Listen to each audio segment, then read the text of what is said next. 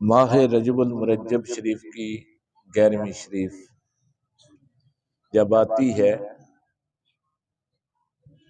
تو پوری امت کو سبحان اللہ سبحان اللہ دو عظیم پیغام دیتی ہے۔ سبحان اللہ سبحان اللہ۔ ایک پیغام حضور نبی پاک صلی اللہ علیہ وسلم کے سفر معراج کا ہے، اور دوسرا پیغام مولا علی مشکل کشا کی ولادت باسعادت کا ہے۔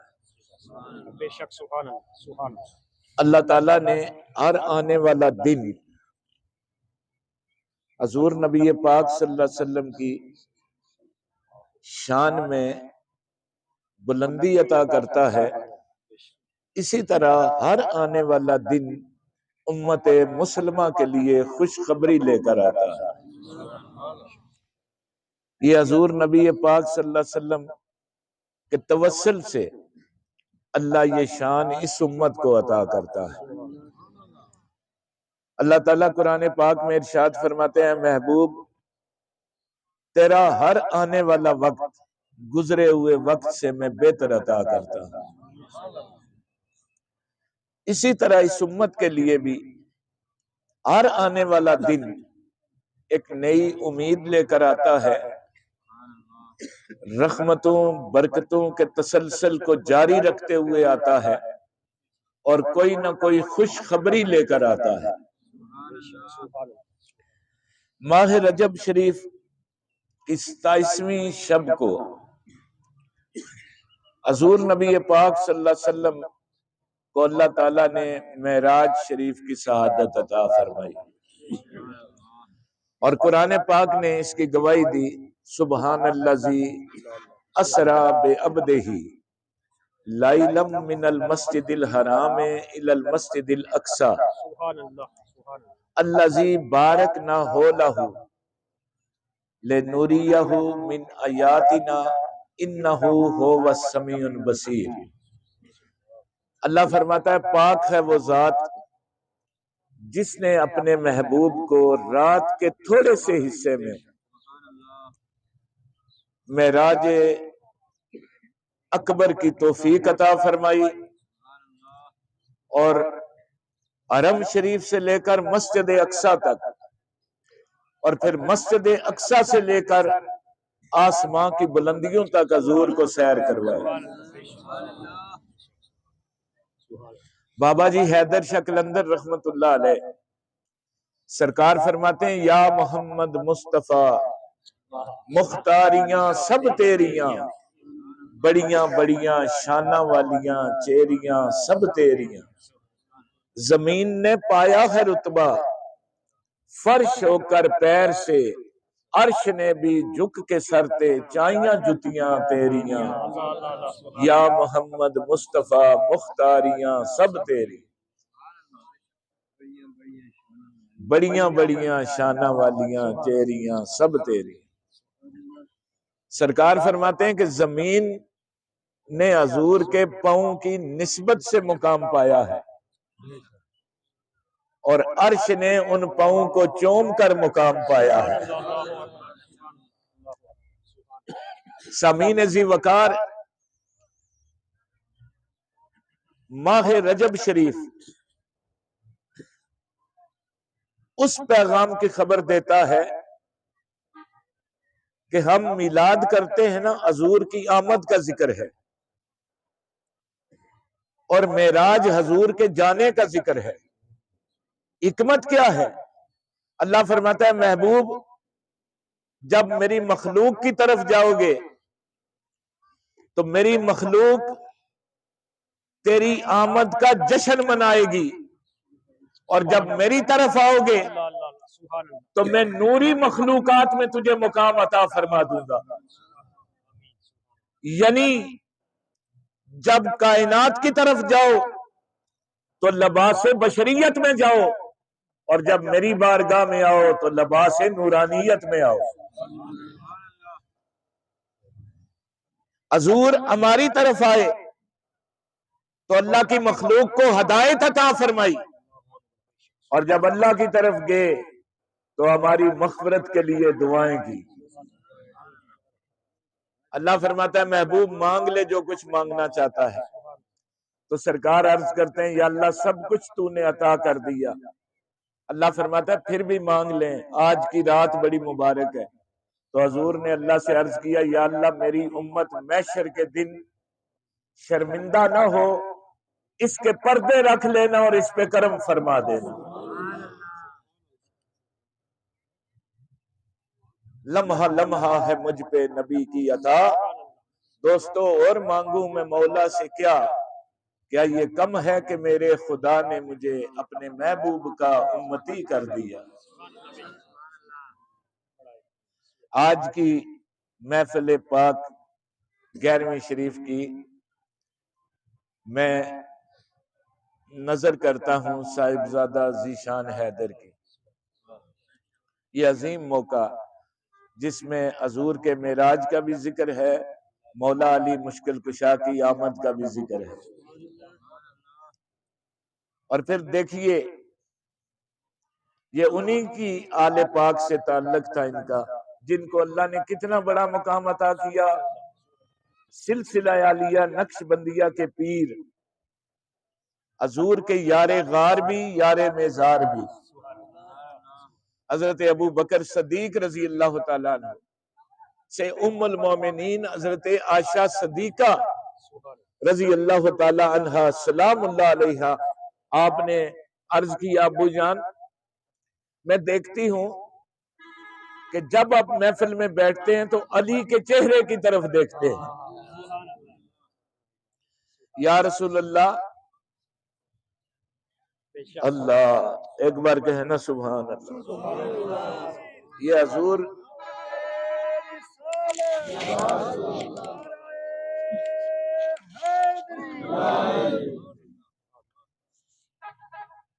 آپ علی کے چہرے کی طرف دیکھتے ہیں، اور میں سوچتی ہوں کہ اس انداز میں آپ دیکھتے ہیں کہ آپ کی نظر جو ہے وہ ٹک ٹکی باندھ کر اس چہرے کی طرف متوجہ رہتی ہے.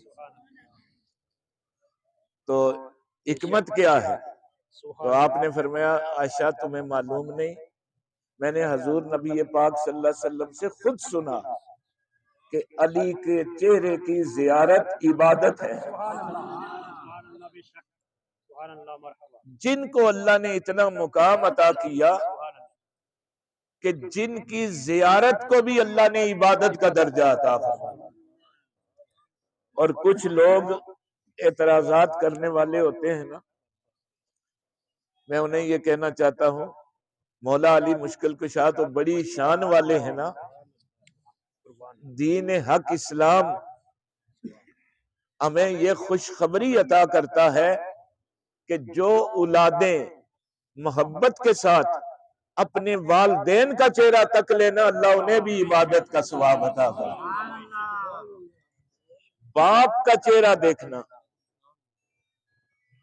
حضور نبی پاک صلی اللہ علیہ وسلم کا ارشاد گرامی کہ جو اولاد صبح اٹھتے ہی مسکرا کر خوشی کے ساتھ اپنے باپ کے چہرے کی زیارت کرتی ہے، اللہ اسے حج اکبر کا ثواب عطا کرتا ہے. ایسی عبادت کہ جو مقبول ہے، فرمایا مقبول حج کا ثواب. ویسے حاجی حج کے لیے جاتے ہیں نا، پتہ نہیں قبول ہوتا ہے یا نہیں، لیکن فرمایا جو باپ کا چہرہ دیکھ لے اسے مقبول حج، یعنی ایسے حج کا ثواب ہے جو اللہ کی بارگاہ میں قبول ہے. تو دوستو جب باپ کا چہرہ دیکھنا عبادت بن جاتا ہے تو پھر مولا علی کا چہرہ دیکھنا تو نور علی نور ہے. اسی لیے تو حضرت ابو بکر صدیق دیکھتے تھے، اسی لیے تو فاروق اعظم دیکھتے تھے، بلکہ حضرت فاروق اعظم عمر بن خطاب رضی اللہ تعالیٰ عنہ، آپ نے تو یہاں تک فرمایا کہ علی اگر آپ ہم میں نہ ہوتے تو ہم ہلاک ہو جاتے. ہر مشکل فیصلہ جو خلفائے راشدین کے دربار میں آتا تھا مولا علی مشکل کشا کی بارگاہ میں پیش کیا جاتا تھا.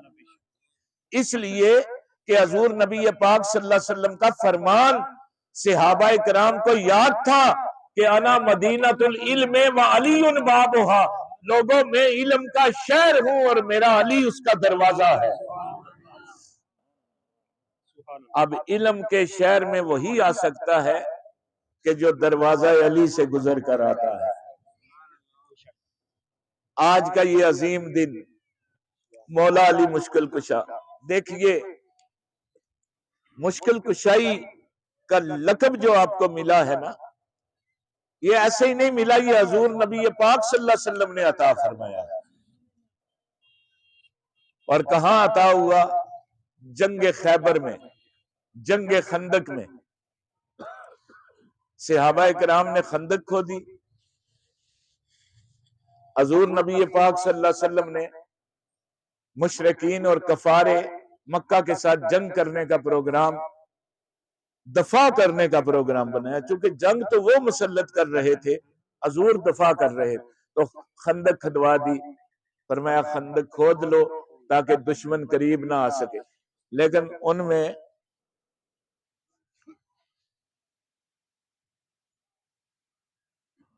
ایک کافر تھا جس کا نام عمر ابن بدھ تھا،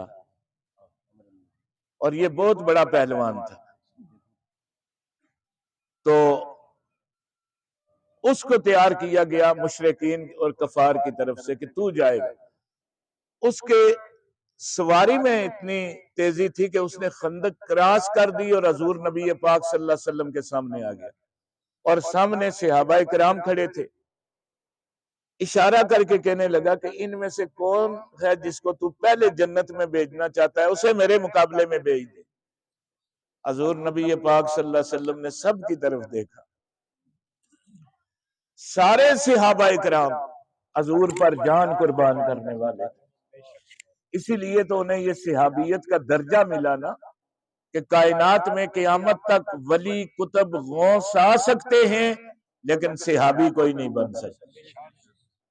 سارے دل و جان سے قربانی کے لیے تیار تھے، لیکن حضور کی نگاہیں دیکھ رہی تھی۔ سرکار نے سب کی طرف دیکھ کر فرمایا این علی، علی کہاں ہے؟ عمر کتنی ہے؟ بعض روایتوں میں 20 سال ہے، 22 سال ہے، یا 25 سال ہے۔ مولا علی مشکل نوجوان ہے، فرمایا علی کہاں ہے؟ مولا علی مشکل کشا تشریف لائے، عرض کیا حضور حاضر ہوں۔ فرمایا علی اس کافر کے مقابلے میں نے تیرا انتخاب کر لیا۔ مولا علی مشکل کشا شیر خدا، آپ تیار ہوئے، تلوار اٹھائی جس کا نام ذوالفقار تھا، ہاتھ میں ذوالفقار ہے اور گھوڑے پہ علی شاہ سوار ہے، اور حضور نے فرمایا یہ آج میں کل کفر کی طرف کل ایمان کو بھیج رہا، مقابلہ کفر اور ایمان کا ہو رہا ہے۔ مولا علی جب سامنے آئے نا تو اس نے دیکھا یہ نوجوان ہے، بچہ ہے، تو اس نے کہا کہ تو میرے مقابلے میں آیا ہے؟ آپ نے فرمایا میں آیا نہیں ہوں، مجھے کملی والے نے بھیجا ہے۔ خود آنا اور ہے، حضور کا بھیجنا اور ہے۔ تیار ہو جا۔ اس نے کہا تو پہلے وار کر لے تاکہ تو پچھتائے نہ، بعد میں موقع نہیں ملے گا۔ تو مولا علی نے فرمایا سن، میں رحمت للعالمین کا غلام ہوں، ہم کبھی دشمن پہ بھی پہلے ہاتھ نہیں اٹھایا کرتے، میں تو تجھے سمجھانے کے لیے آیا ہوں، حضور کھڑے ہیں ان کے قدموں پہ گر جا، میں تجھے معاف کر دوں گا۔ اسے غصہ آ گیا، اس نے وار کی، مولا علی نے اپنی ڈھال پہ سنبھال لی۔ مولا علی کی وار میں نہیں کہتا، تاریخ کی روایتیں، حدیث کی کتابیں دیکھ لیں، ایک ہی وار میں اس کافر کے 2 ٹکڑے ہو گئے۔ مولا علی مشکل کشا تلوار اٹھا کر فاتحانہ انداز سے آقا علیہ السلام کی طرف بڑھے، اور حضور نبی پاک صلی اللہ علیہ وسلم مولا علی کے استقبال کے لیے آگے بڑھے، اور حضور نے دعا کے لیے ہاتھ اٹھائے، اور اللہ تعالیٰ کی بارگاہ میں حضور نبی پاک صلی اللہ علیہ وسلم نے دعا کی اور یہ عرض کی کہ علی ساری کائنات کی عبادتیں ایک طرف، تیرا آج کا جہاد ایک طرف، اللہ نے قبول کر لیا ہے۔ دوستو، جنہوں نے ہر مشکل میں آ کر امت کی مشکل کشائی کی ہو، انہیں مولا علی مشکل کشا کہا جاتا ہے۔ اپنے تو اپنے ہیں نا، غیروں نے بھی یہ مانا ہے کہ سرکار کی مشکل کشائی اور آپ کی تقسیم فقر، یہ دو چیزیں مولا علی مشکل کشا کو اللہ نے خصوصی طور پر عطا کی۔ ایک تو یہ عطا کیا کہ آپ ہر میدان کے غازی ہیں اور میرے آقا علیہ السلام کی امت کے وہ بہادر شخص ہیں کہ جن کے ہاتھ میں اللہ تعالیٰ نے اسلام کو فتوحات عطا فرمائی۔ اور دوسری بات یہ کہ حضور کی بارگاہ میں حضرت ابو بکر صدیق آتے ہیں۔ دیکھیے ہمارا اہل سنت کا عقیدہ ہے اور اس جیسا عقیدہ کائنات میں کوئی آیا ہی نہیں ہے۔ بابا جی حیدر شاہ قلندر رحمت اللہ علیہ فرماتے ہیں، آپ فرماتے ہیں حق مصطفیٰ کے یار ہیں۔ سرکار فرماتے ہیں کہ سرکار کے جو محبوب ہیں نا، کملی والے آقا کے، وہ اللہ کے بھی محبوب ہیں، اور وہ ان کی شان یہ ہے کہ پہلی امتوں کے انبیاء علیہ السلام کے مقابلے میں اللہ نے خلفائے راشدین کو شان عطا کی۔ اور دیکھیے ہم ان سب کے قائل ہیں، ہم وہ نہیں کہ جو تقسیم کرنے والے ہیں، اس لیے کہ ہم فقر کے ساتھ ہیں، اور فقر جو ہے نا یہ جوڑنے کو کہتے ہیں، یہ کاٹنے کو نہیں کہتے۔ یہ سلسلے کو جوڑ کر پیش کیا جاتا ہے، اور اس میں ہے یہ ایسا سلسلہ کہ جو اہل سنت کا عقیدہ اور ایمان ہے، اور جو حضور نبی پاک صلی اللہ علیہ وسلم کا فرمان ہے، اس کے مطابق یہ عقیدہ اللہ تعالیٰ نے ہمیں عطا کیا ہے۔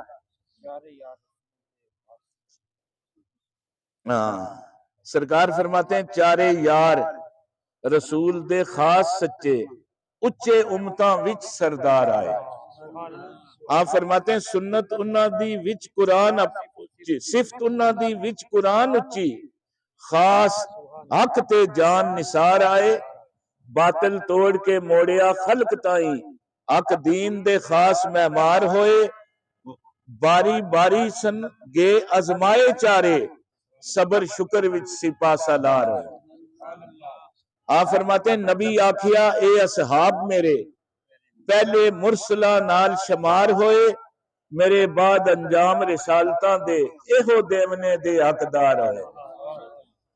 فرماتے ہیں سلسلے وار چارے کردے رہے میں، نبی پاک تھی جویں اظہار ہوئے، حیدر شاہ نے منیا چوں تائیں جویں مومنہ وچ شمار ہوئے۔ سامعین عزیز وقار، اور پھر کلندر ابن کلندر پیر سید سرور شاہ گیلانی رحمت اللہ علیہ، آپ فرماتے ہیں سنی نبی دے پیارے چلن علی دے اشارے، اکو جے یار چارے اولیاواں دے پتنگ، اسی حیدری ملنگ کرو اساں نو نہ تنگ۔ سنی نبی دے پیارے چلن علی دے اشارے۔ مولا علی مشکل کشا میں عرض یہ کر رہا تھا کہ حضرت ابو بکر صدیق آئے، سرکار نے صداقت کا تاج عطا کیا۔ حضرت عمر بن خطاب آئے، حضور نبی پاک صلی اللہ علیہ وسلم نے عدالت کا، انصاف کا تاج عطا کیا۔ حضرت عثمان غنی آئے، میرے آقا علیہ السلام نے سخاوت کا تاج عطا کیا۔ اور جب مولا علی مشکل کشا آئے نا تو سرکار نے فرمایا علی تجھے کیا عطا کروں؟ عرض کیا حضور یہ عطا بھی آپ کی ہے، سخا بھی آپ کی ہے، جو چاہتے ہیں میں تو اس پہ خوش ہوں کہ میں آپ کے قدموں میں حاضر ہوں۔ تو حضور نے قریب بلا کر تاج ولایت عطا کیا۔ نعرہ تکبیر، نعرہ رسالت، نعرہ حیدری، تاج ولایت عطا کیا۔ اور اسی لیے اب قیامت تک کوئی ولی بغیر غلامی علی سے ولی ولایت کا دعویٰ نہیں کر سکتا۔ سلسلہ علیہ نقش بندیہ ہو، چشتیہ ہو، قادریہ ہو، سب کو فیضان ولایت مولا علی مشکل کشا کی طرف سے۔ تو سرکار کا یہ اللہ تعالی ان کے عظیم آمد کا صدقہ اور ولادت باسعادت کا صدقہ آج ہم سب کی حاضری قبول فرمائے۔ یقیناً سرکار کا دل بھی پریشان ہے۔ آپ نے دیکھا نا حضور نبی پاک صلی اللہ علیہ وسلم حسنین کریمین سے کتنا پیار کرتے تھے۔ اپنی اولاد سے پیار کرنا بھی حضور کی سنت ہے صلی اللہ تعالی علیہ وسلم۔ اور کس قدر محبت تھی کہ خطبہ جمعہ دیتے ہیں، حسنین کریمین تشریف لے آتے ہیں، حضور منبر سے کھڑے ہو جاتے ہیں، آگے بڑھ کر دونوں نواسوں کو سنبھال کر سینے سے لگا لیتے ہیں۔ صحابہ کرام نے عرض کی حضور اتنی محبت ہے؟ فرمایا یہ لڑ کھڑا کر آ رہے تھے، میں نے سوچا گر نہ جائیں، آج میں نے حسین کو سنبھالا ہے، کل میرا دین حسین سنبھال لے گا۔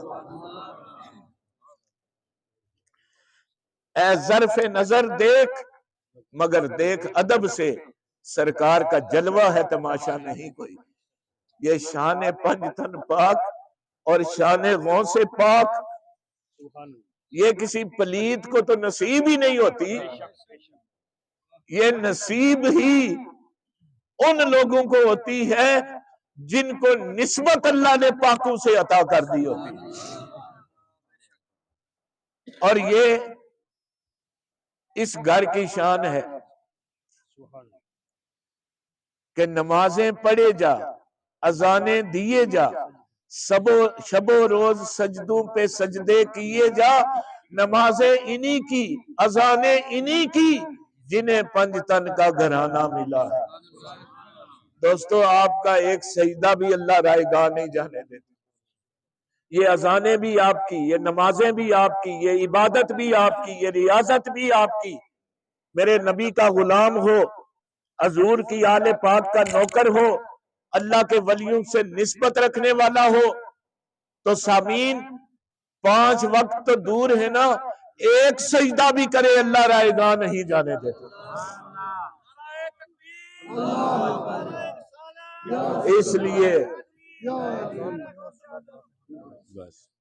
اس لیے یہ آپ کی قسمت ہے، آپ کی نسبت ہے کہ اللہ نے آپ کو یہ مقام عطا کیا۔ آپ آتے ہیں نا یہاں ذکر کرنے کے لیے، یہ ذکر بھی قبول ہے، آپ کا آنا بھی قبول ہے، جانا بھی قبول ہے، نیاز و نظر بھی منظور ہے۔ اور تھوڑی دیر بیٹھ کر اپنے پیر کے سامنے فوٹو پیر دا سامنے رکھ کے تے او بولے نہ بولے تو بولیا کر۔ جب آپ دل سے بولتے ہیں نا تو اللہ تعالیٰ آپ کا بولنا بھی عبادت بنا دیتا ہے۔